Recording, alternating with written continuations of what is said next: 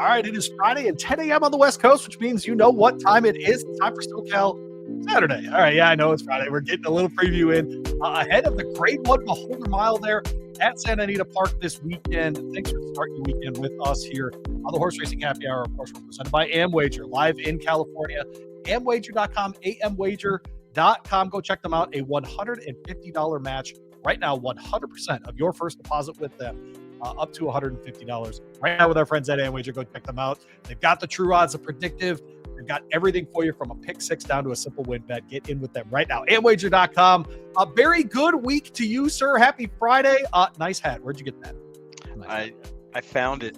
I have great news. If you were watching and saw me in my gray one last week, this week I wanted to blind everyone with my baldness. But the Barry is wearing an AmWager hat. We will have those available for giveaways in the coming weeks. So make sure you're following at AmWager on the socials so that you can get in on our giveaways here. Of course, we're heading out to Santa Anita. It is a Beholder Mile Day out there. We'll start with race one, Barry, as we do every single week. It is a $25,000 claimer for 4 and up. We're going a mile and an eighth. I love it. Oh my God, just give me these longer turf races on any card at all. I thought one, and looking at our handicapping, you and I landed on the same top two. So potentially a place to go a little bit skinnier here. Where'd you land in the opener, the lid lifter, if you will, Santa Anita on Saturday? Yeah, no surprises here. As I like to say, they had to put some race first, right? Yeah. So this was the one, and it's pretty straightforward. I landed on number 7 on top, Dealer Special. His last race fits very well with these horses. There's really no surprises. I think this race is going to be fairly run straight up. There's enough speed for that horse to get a good even trip, and I think Dealer Special is the goods in this spot.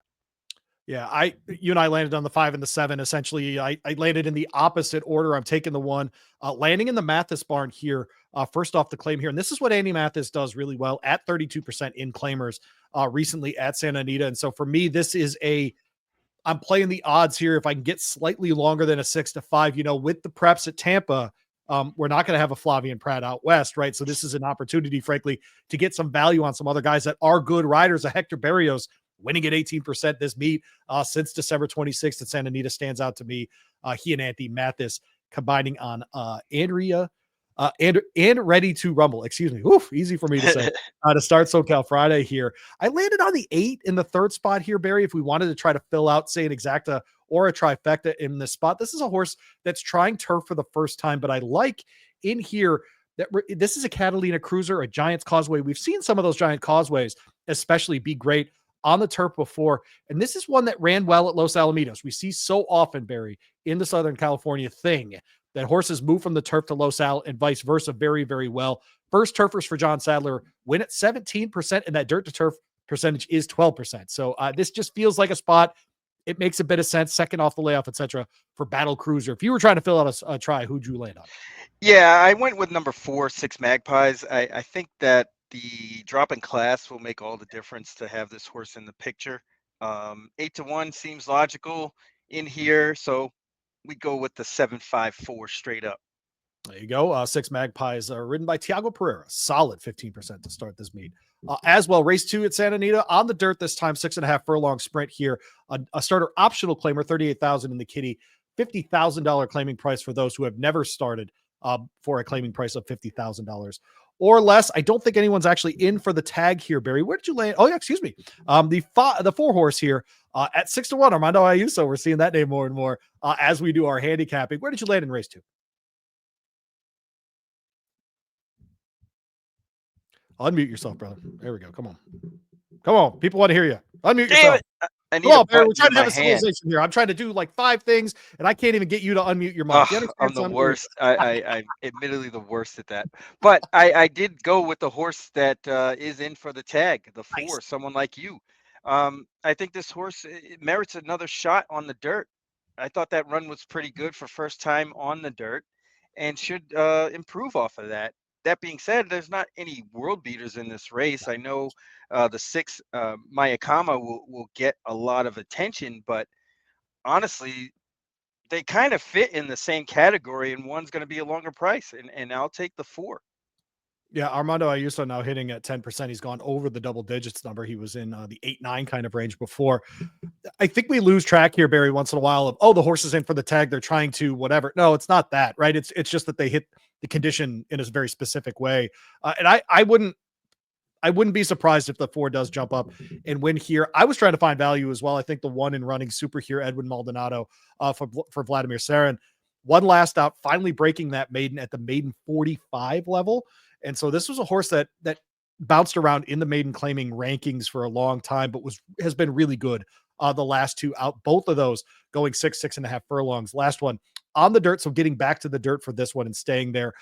I just think for the price, I'll go ahead and take that horse who ran a 117 and 1 over 6.5 last time. I mean, the favorite in here is coming out of a maiden 20 win by a billion lengths. That's Coastal Cowgirl, the 2 under Antonio Fresu. That horse ran the same, almost identical time as running super, and I'm going to get 1 for 4.5 to 1 and 1 for less than 2 to 1. No, hard pass there. I'll give running super a try here.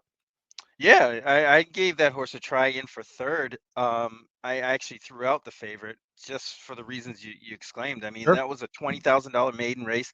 Running super was in a 45,000 maiden race, and doing well in those kind of races. Finally broke through last time. I think the improvement is there, more so than a horse like Coastal Cowgirl, who is okay. Yeah. Had one really good race, and that's it. Right. So I would say, from a consistency standpoint, you know what you're going to get from running super rather than the favorite Coastal Cowgirl. Yep, we'll move on to race 3. Again, we're presented by Amwager, amwager.com. Get in with them right now. 100% deposit match up to $150 going on right now at amwager.com. Bet on all your favorite tracks in Southern California. With our friends at Amwager, available in California as well. A $30,000 claimer here at 6.5 furlongs in the turf shoot for $36,000 in the purse. Phillies and Mares forward up in this one, Barry. And look, I got really boring in here. I landed on Gem Mine for Tiago Pereira, the 5-2 favorite here, in for the tag, of course. Ran, I thought, well enough last out in a starter allowance to drop into this kind of level where she's won before. And so this is a 6-year-old mare, 1-2 back on the turf going downhill, but ran well enough last time out, Barry, that I feel pretty confident in her sliding back into this kind of company. I'll take Gem Mine on top here for Tiago Pereira. Yeah, I'm throwing one downfield here. Oh I boy. went with number 4, Strange Addiction, and I think this horse will get a way better trip than she's basically been getting. I think the reversion back to the Mm, turf makes all the difference. This horse's 5 furlong races on the flat, 5 furlong at Del Mar, that was a pretty good race back in September. And getting another crack at it seems to make a lot of sense. The cutback, 6 furlongs last time, six and a mm, half on the dirt, then going back to the turf makes all the sense in the world. It kind of ran better on the turf, I think. Was a little overmatched in those starter allowance races. Gets back with his friends or her friends, and I think that will be kind of the effective move. And you're getting a price. I expect to get all of that 15 to 1, if not more than that. There's a quite a bit of speed signed on, so I think this just really sets up pretty good for a horse like that. Yeah, I'm my other longer shot would be the 7 here. You get Juan Hernandez on a 6-1 shot here in for the price, trying the turf for the first time. And to me, this is interesting because this is a horse entering Jeff Mullins' barn for the first time. And he immediately takes this horse, which has 10 lifetime starts, all of them on the dirt, and places her just straight on the in a sprinting situation out of that turf shoot there at Santa Anita. He is now 4 for his last 7. First off the claim, his first turfers have won 3 of their last 12. And second off the layoff, he hits at a solid 20%. So I think all the numbers match up there. Obviously, you get a Juan Hernandez. The 2 of them are hitting at 38% together. I think the 6-1 price here, Barry, feels like a gift.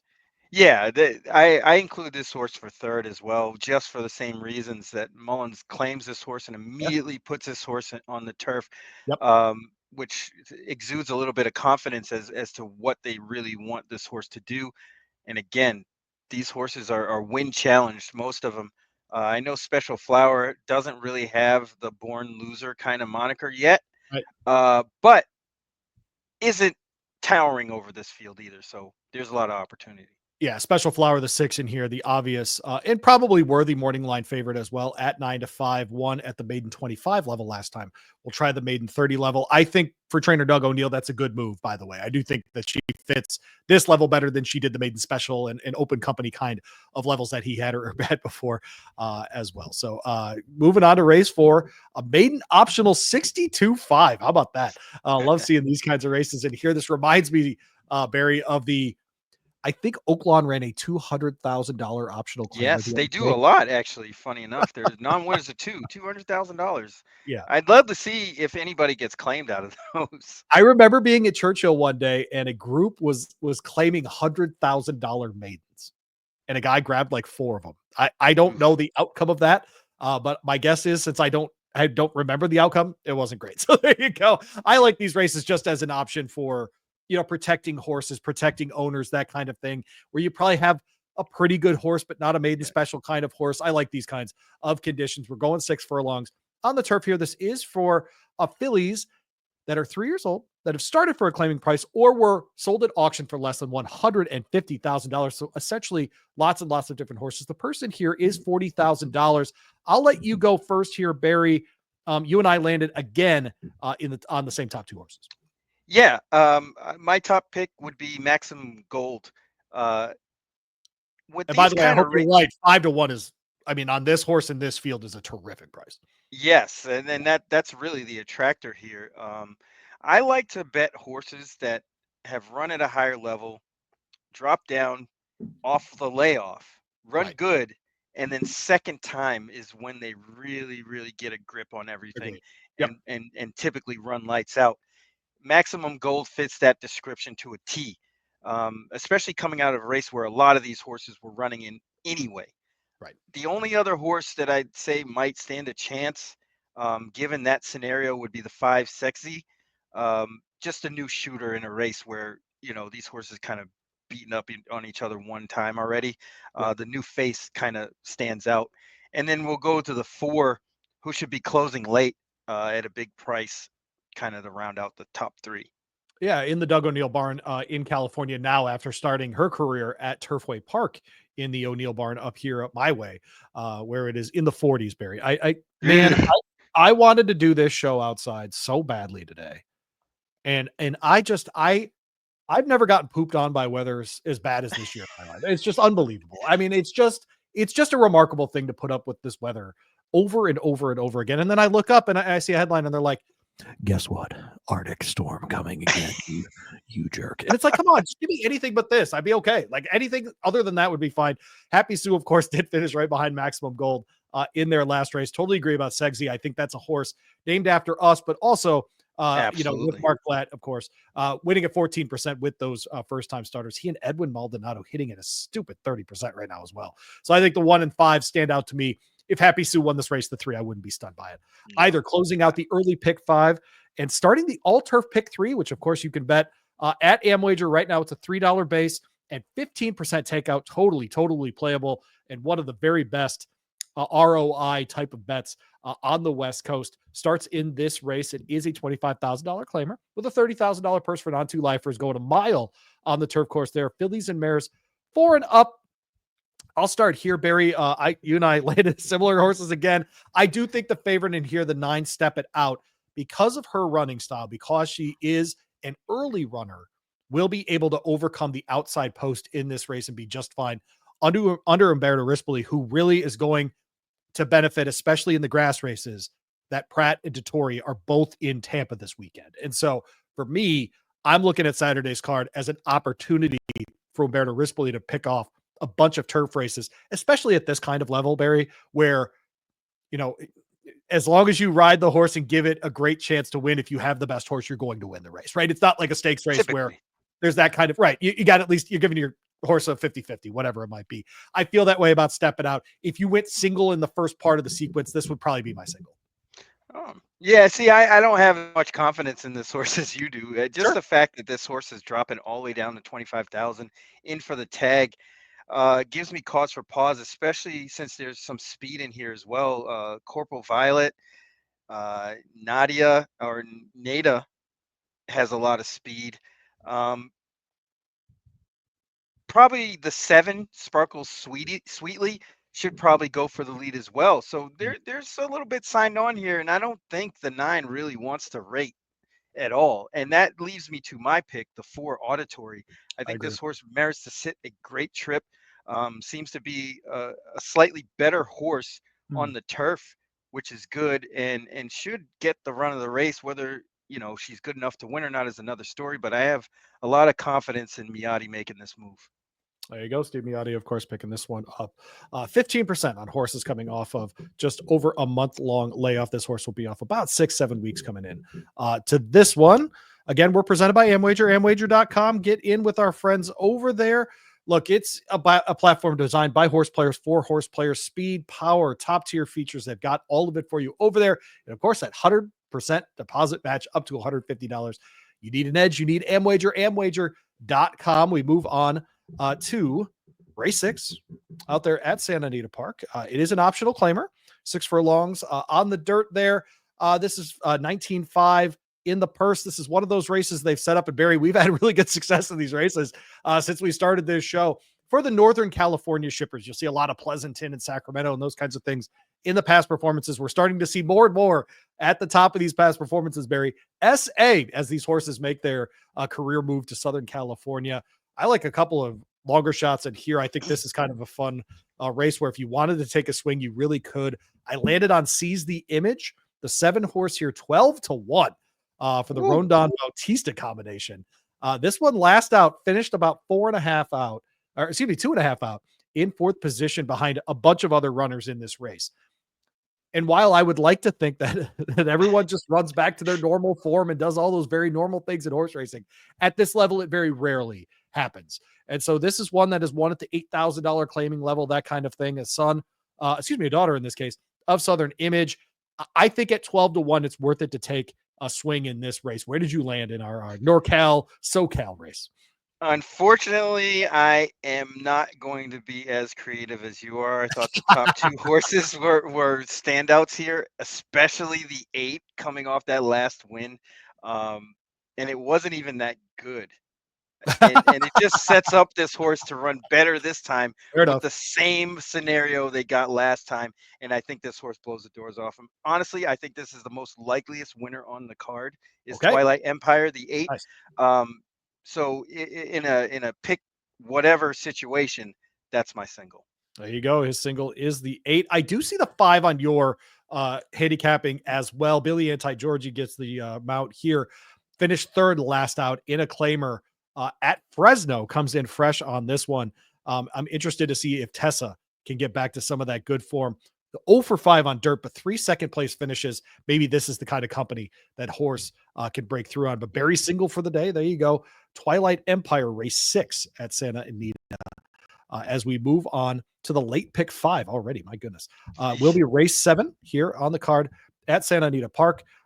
Maiden 32, 5.5 furlongs on the dirt. This is for 3-year-old maidens. And so early in their 3-year-old career here. In for the tag, Barry. Did you like a longer shot in this one by chance? Absolutely. We're throwing one downfield. We're going to go with number 8, Breaking Desire. There's a lot of things to like. This horse is in the George Parabon barn. As you know, I love betting his first-time starters, as Yep. does a lot of people. Yeah. But not enough because his ROI is kind of high in this area. Yes. So I'll take that. I like that last workout on March 1st at Santa Anita, 48-1, handling out of gate. It's not the longest, fastest gate work, but it's definitely one of the better ones closer to the race, not the absolute best. But this horse has some pedigree. There's a lot of precociousness. There's some siblings that have won either first or second time out. And I think this one fits the bill. It looks like this horse is pretty quick. We'll have to see. I'll put it to the test at 15-1 for sure. You and I landed on the same horse here, which is very interesting in this spot. And a lot of it is the Jorge Parabon angle for me. And I'm with you. Barry, I love this stat. He's 4 for his last 14 with first time starters. All of those were in maiden claimers. So cut the number of races in half, but keep the total number of wins.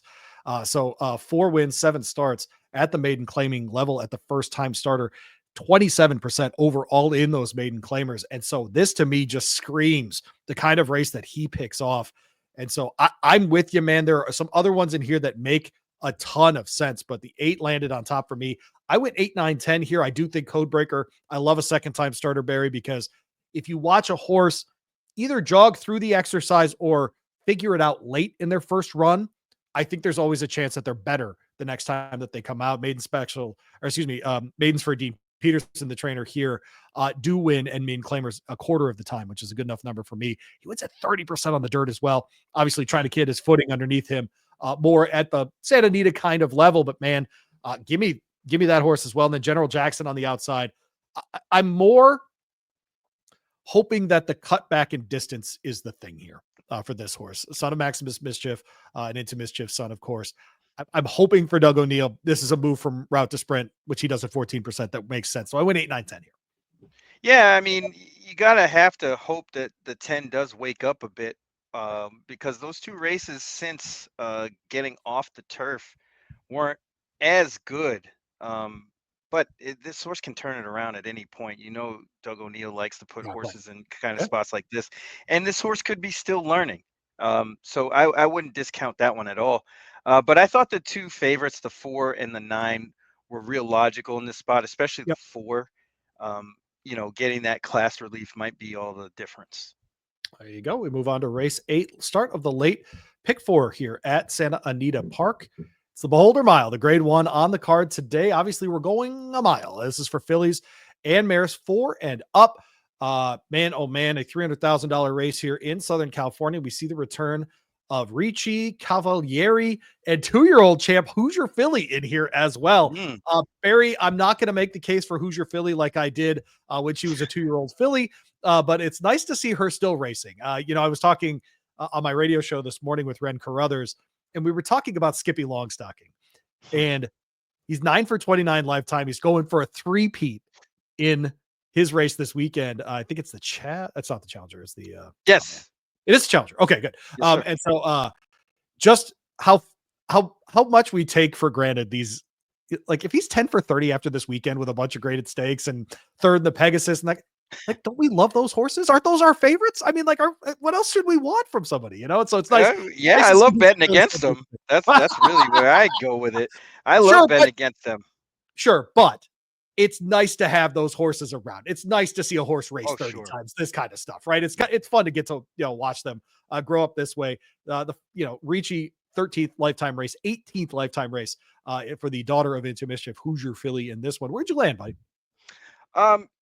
This race really kind of it seems straightforward. Obviously, Bob Baffert has Yep. all the cards here, but I think Cavalieri is just the goods. I think we're going to get a replay of the La Canada, and I think it's just Cavalieri and Alphabella all the way around again with a little Tarifa for third, and there it is. I mean, it seems as straightforward as it looks on paper. Cavalieri is going to dominate up front, and Alphabella is just going to come up behind second.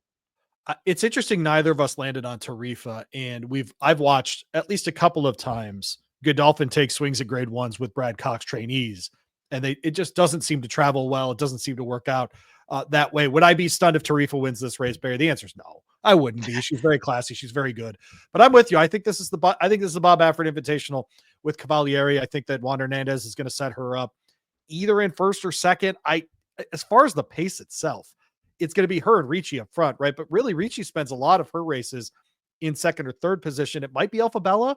That's closer to the front in this one. I'm not sure, but Tarifa at least has a chance to walk the field if Mike Smith can get the lead and keep the lead. So that's an interesting angle here. But I'm with you. I think in the grade 1 Beholder Mile here, I do think it's Cavalieri that is the one to beat. Yeah, it seems too obvious here, and everybody knows that Bob Baffert has all the good horses out there. I mean, if Ricci won, it wouldn't surprise anybody, but it just seems like Cavalieri's the goods and the one that they want to win. Yeah, Hoosier Philly, of course, coming in out of the Houston Ladies Classic at grade 3, where she finished second to Recharge. Unfortunately for her, many horses better than that in this race on Saturday. We move on to race 9. It will start the late pick 3, another graded stakes here. It's the San Simeon. Barry and I have expressed our affection for the downhill turf course, and they will run on that in the San Simeon. It's a grade $300,000 here. 4-year-olds and up. I thought an interesting one, Barry, frankly, more interesting than that Beholder Mile. I landed on the 8 here in the San Simeon, Mucho del Oro. Yes, this is the favorite, but this is also a horse has won half of his lifetime races. A 7-year-old gelding here on the turf, 9 for 18 lifetime, 5 for 8 going down the hill as well. To me, just makes too much sense in this spot. I will say this. This is a horse that tried the Gulfstream Park Turf Sprint last out. They're shipping back with this horse. We just watched Mi Hermano Ramon do the same thing for the Pegasus, and it did not go well for him. So if you wanted to try to beat Mucho del Oro in this spot, it wouldn't be based on past runnings or performances or anything at Santa Anita Park. It would be on that for me, Barry. And so if people wanted to make the case against, I would listen to it all day. But for me, just too good at Santa Anita. Yeah, I mean, that's definitely a thought. However, what happened in the last race? He didn't get out well. There was a lot going on, and then draws outside here. I don't even know if that's the best place to be. There's some other speed in here, namely the one Charge for Gold, Sorrento Sky, who's a formidable foe that will be kind of vying for the lead. I think this trip falls into, or this race falls into the hands of Air Force Red, especially coming on that quick turnaround from last week, running in the Kilroy Mile, didn't run a step really, sort of stalked and just got beat by a bunch of better horses. And this race kind of fits a lot better for Air Force Red than that one. Down the hill seems to be a better trip for this horse all the way around, and doesn't need the lead. So this horse would probably stalk a really fast pace and get first run. I think that will do it. And Air Force Red, if we get 8-1, I'll be extremely happy. 7-day turnaround. Leonard Powell did win his last attempt doing that. We see that in some of these races, Barry, where there is, a triple digit kind of, or a 6-digit, I should say, excuse me, kind of purse and these kinds of things. I always think of Kentucky Downs as one of those places where someone tries to start a horse on the first day and on the last day, something like that. And guess what? Horses win a lot. It's okay to start your horse a couple times if they're in good form. And I'm with you. Once in a while, Barry, I think we overthink what the trainers are trying to accomplish. And in this case, it's very clear Leonard Powell just thinks he has a very informed horse who's ready to go, right? And so I'm with you. I don't hate that pick at all, frankly. I did land on the 8, like I said. Serrano Sky, I totally agree with you, is going to be part of it as well. Is Anarchist as interesting an inclusion in this as I think he is? Because ran in the San Simeon second, by the way, 2 years ago, has not been back on the downhill turf since. Boy, oh boy, I think that was the last time. Running a bunch on the dirt, of course. The only time trying the turf was in this race. Ramon Vasquez gets the mount here. He's back in Southern California for the day. Interesting one there, because I think you're going to get every single bit of 6-1 on Anarchist. I'll just be interested to see where he ends up. Yeah, I hope so, actually. I mean, this horse loves to finish second, and I don't see why this horse wouldn't finish second on Saturday. Kept good company, but just doesn't win. And I think that it's a habit at this point. And putting this horse behind the 4 seems to make all the sense in the world. Race 9 starts the late double there at Santa Anita Park. Of course, the late double is a $5 minimum. They took that from the golden hour wagers that they used to offer out in California and now applied it simply to the late double at Santa Anita Park. Barry and I, big fans of that wager for sure. Going a mile on the dirt course there. It's an optional claimer, $50,000 price for non-twos, $67,000 in the purse here, Barry. We're seeing more and more of this, by the way, where Santa Anita stacking the late part of the cards with these higher level allowance races and these kinds of things. Will close with an optional claimer as well. Where did you land in this one? This is an interesting field because I think that while, I landed on the 5 at 9-2 and it's Juan Hernandez and whatever, and we're getting off the turf and trying the other thing. What? We're getting off the turf and trying something different, and that's 9-2. I mean, it's an interesting race, right? Yeah, absolutely. There are a lot of horses doing a lot of different things. You got a horse like None Above the Law just running in pretty good stakes company for a long time, drops into this spot. And you have a horse like Eagle's Flight, who's basically just started his career and looks like the best horse in this race. I really aren't, I'm not trying to get too creative. I like both of those runs, especially the one against Winners going a mile. Um, this horse has already proven to me to be better than a lot of these horses. So there's only really like a couple to beat, the 5 and the 6, namely. And if that horse can beat those two horses, it's a wrap. There you go. I think the 8 on the outside is interesting too. Did take 10 attempts to break his maiden, the son of Omaha Beach in Santa Reina. I was interested because Barry, watching this horse try the turf didn't work, try the dirt, 4 second place finishes before finally breaking through. I'm only interested because I think going sprinter route is something that Mark Glatt does incredibly well at 27%, but just all of the numbers sort of seem to match up for this one. And I think because of what you just said and what you just described, I think the price is going to be a lot more than 3-1 on this horse. I think at least 9-2, maybe a 5-1 Yeah. kind of number on the 8 on the outside. So if you're looking for a longer shot to hit that double, maybe that is where you would look. The double, of course, leads into the finale, which is race 11, a 6 furlong sprint there on the flat ground in the turf shoot, optional claimer for non-2, $20,000, claiming price $67,000. On this, it is a Calbred race, Cal sired or Calbred in this case. We got Lonesome Stew in here at 3-2. I agree that that's a worthy favorite. Where'd you land, buddy? I landed on the 2. We're throwing one downfield. Chrome Attaboy. Flash at 12-1. Has some races on the flat course that will win this race. A little bit shorter, or a 5 furlong race, but I think the races on the flat are just better, and that Hmm. goes a long way at Santa Anita because they're, again, like I said last week, two different races, the 6 furlongs versus 6.5. And you'll get these horses that kind of cross over and do that sort of thing.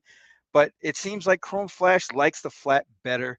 Should get a great trip. There's certainly enough speed in here for this to sit behind, including the one Lonesome Stew. Hmm. This horse could really just kind of trail that one around and take over and win this thing. I don't think Lonesome Stew is going to get the same kind of easy trip he got Okay. last time. So Yep. that's kind of the notion of betting against that one, plus the rail, Yes. which whenever there's favorites on the rail, I like betting against them anyway. I landed on a long shot right next to your long shot in second spot in Piper's Causeway. Hear me out on this one. It's going to Mm. take a minute. But this is a horse that runs really well in those sprints at Los Alamitos. And I've talked a lot on the show about the surface at Los Al working well with the turf surface, especially at Santa Anita. This horse, though, has won sprinting both on synthetic and on dirt, 2 seconds in 4 turf sprints lifetime, including one at Santa Anita down the hill. Before that, ran fifth by 2 lengths under Umberto Rispoli in a 6 furlong sprint at this level before. So while I don't think this horse is necessarily your winner, Barry, I would not be stunned at all to see this horse in second or third spot. Yeah, not bad. I'll mention another long shot who I Yeah, think might stand a chance just because this horse is versatile. Is Uncle Chili, the yeah, the 4, four, getting on the sure. turf for the first time, has the running style to be kind of wherever this horse wants to be. It's just a matter of betting on whether you think this horse will like the turf or not. I'd be willing to give this horse a shot at 10-1, and probably should get a lot of that 10-1. Mike Pipey does very well putting horses on the grass first time. I wouldn't count this one out. Yeah, as you mentioned, first turf 23% in his most recent runners. I think the 10's interesting in here as well. Shorter price on this one at 7-2 in double jab with Armando Yusuf, Randy Mathis. The speed figures all make sense. The horse was right there, the last 2 out. One before going down the hill, before a disqualification moved this horse away from, frankly, from this, would not have been able to run in this condition, Barry. So that, this is a horse that's right there as far as the very top of this, whatever this level is, as far as the optional claimers. And so this daughter of Vronsky, or son of Vronsky, excuse me, I think has a real shot as well. Man, Tampa Derby tomorrow as well. I think we should probably just for this crowd at least. You don't necessarily have to give a pick here, Barry, but do you have a horse you're watching tomorrow? I think Hill Road's a really interesting one. Comes over from Europe, runs really well in the Breeders' Cup Juvenile, moves to the Chad Brown barn. We saw him and Tyler, who are on this horse, connect with Domestic Product last year. I think that's the horse I'm watching tomorrow. Obviously, with Patch Adams, Chancellor McPatrick, with Owen Almighty, it's a loaded race. Yeah, it's a very good race. Better than in recent years. Although the field's smaller, the quality is up. I'd say I like Patch Adams quite a bit. Ran a winning race in the Southwest. Was just a little bit short. He's ready.